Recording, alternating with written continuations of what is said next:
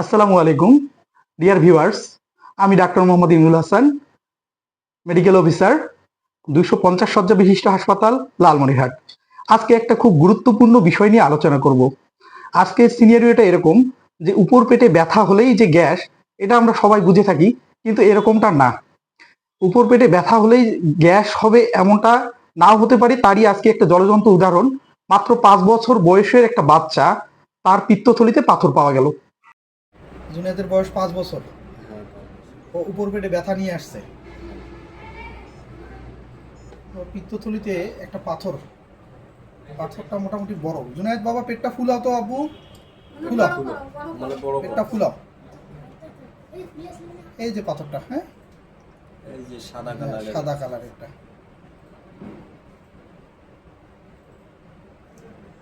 বড় করো, আবার বড় করো, শাড়ি দিয়ে আবার বড় করো।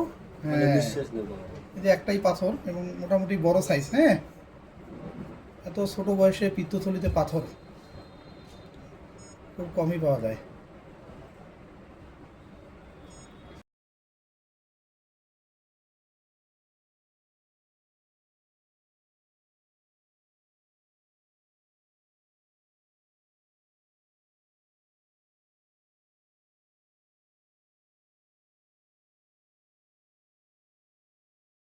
তার উপর পেটের ব্যথার জন্য সে অনেক ডাক্তার দেখিয়েছে এবং বারবার ডাক্তাররা তাকে গ্যাসের ওষুধ দিয়েছে, ব্যথানাশক ওষুধ দিয়েছে, কিন্তু কিছুতেই তার ব্যথা যখন কমেনি, তখন সে আমার শরণাপন্ন হয় এবং আমি তখন আল্ট্রাসোনোগ্রাম করার সিদ্ধান্ত নিই এবং তার আল্ট্রাসোনোগ্রামে সুস্পষ্টভাবে একটা পাথর ধরা পড়ে।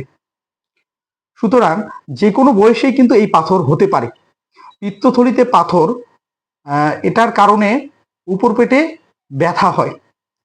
সুতরাং উপর পেটে ব্যথা হলে অবহেলা নয় এবং চিকিৎসকের শরণাপন্ন হতে হবে এবং প্রয়োজন হলে পরীক্ষা নিরীক্ষা করতে হবে। ধন্যবাদ।